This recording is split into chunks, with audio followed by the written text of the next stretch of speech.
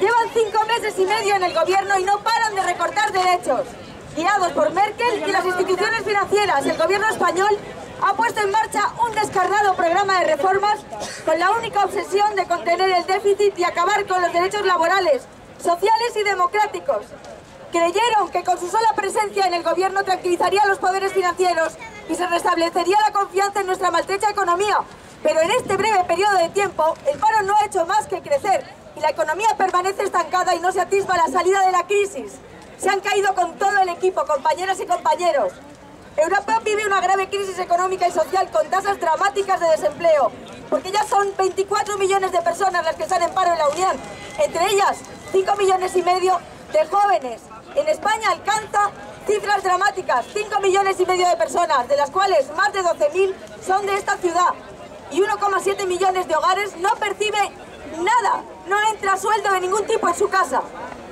Por si fuera poco, el crecimiento imparable del desempleo coincide con un ataque generalizado y sistemático a los derechos laborales y sociales, impulsado desde las instituciones europeas, que está teniendo consecuencias especialmente dolorosas en los países del sur de Europa. Disminución de salarios y pensiones, pérdida de derechos, debilitamiento de la negociación colectiva y de la capacidad de los sindicatos para defender a los trabajadores, deterioro de las prestaciones y servicios públicos y ataques sin precedente al estado del bienestar. El pasado 10 de febrero de 2012 el gobierno aprobó, sin negociación y sin consulta ninguna con nosotros, con los interlocutores sociales, la reforma del mercado de trabajo que se aplica en las empresas con todas las consecuencias.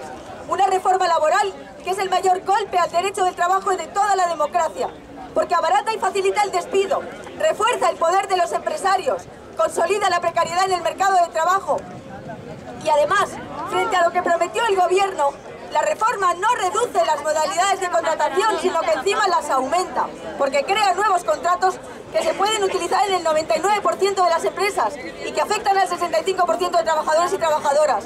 Un contrato precario de dudosa constitucionalidad. Introduce diferencias en las posibilidades de empleo, afecta gravemente a la negociación colectiva. La Comisión de Empleo del Congreso ha endurecido todavía más este capítulo, porque pone fin a la ultraactividad de los convenios una vez transcurrido un año de su vigencia y facilita el despido de las administraciones públicas. Por otro lado, los presupuestos generales del Estado de 2012 van a profundizar la situación de recesión económica. Oficialmente España ha entrado en recesión después de registrar 2 trimestres consecutivos de caída del PIB. El gobierno ha estimado una caída del 1,75% del PIB en 2012, asociada a una destrucción de 650.000 empleos. Y todo ello en el marco de fuertes ajustes anunciados en Radio Televisión Española, las televisiones autonómicas, la sanidad, la educación, políticas sociales, condiciones impuestas a las corporaciones locales para financiar el pago de proveedores, una reducción de la presencia del sector público en la economía y una renuncia explícita a la inversión pública y al empleo. Frente a ello, comisiones y UGT y comisiones, insistimos en que hay otra política para salir de la crisis, para minimizar la erosión económica y social que anticipa la conjunción de efectos de recesión económica y reforma laboral. Una apuesta por el crecimiento y la inversión pública, por el empleo de calidad y la sostenibilidad del modelo social. Una propuesta de reforma del sistema financiero orientada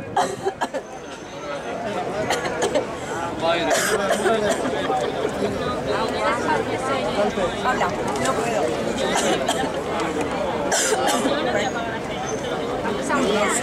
Una propuesta de reforma del sistema financiero orientada a resolver la financiación de la economía española y a impulsar la circulación del crédito frente a las medidas aprobadas por el gobierno, que únicamente han venido a completar el proceso de demolición del sistema de cajas de ahorro.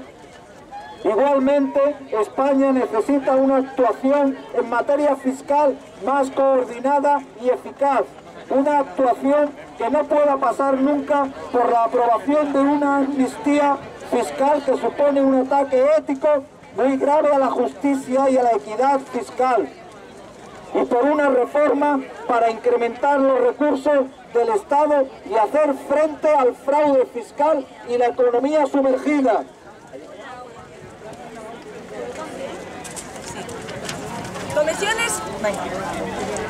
Comisiones y UGT hemos emplazado una y otra vez al Gobierno a negociar un acuerdo por la reactivación económica, el empleo y la cohesión social. Un acuerdo que debería implicar a las fuerzas políticas parlamentarias y a las instituciones del Estado. A nuestro juicio, este sería el mejor camino para restablecer la confianza y sentar las bases para una salida más justa y equilibrada de la crisis. Pero el Ejecutivo prefiere entenderse con Merkel y la derecha europea para intentar sin conseguirlo satisfacer a mercados, a instituciones financieras, y sigue instalado en el conflicto social, el ataque de los derechos laborales y a los servicios públicos. El movimiento sindical no va a parar, compañeras y compañeros, porque nos vamos a movilizar en la calle contra las políticas de antes y después del verano, y mantendremos un diálogo constante y fluido con la sociedad civil y las fuerzas políticas para trasladarles nuestras propuestas. Fortaleceremos las alianzas sociales en defensa de los servicios públicos y el estado del bienestar. Promoveremos los mayores niveles de protección a las personas en situación de desempleo. Por ello, hoy, 20 de junio, estamos aquí para denunciar los recortes sociales del Gobierno y para volver a rechazar la reforma laboral y para enfrentar la crisis con otra política económica y social que es posible. Gracias.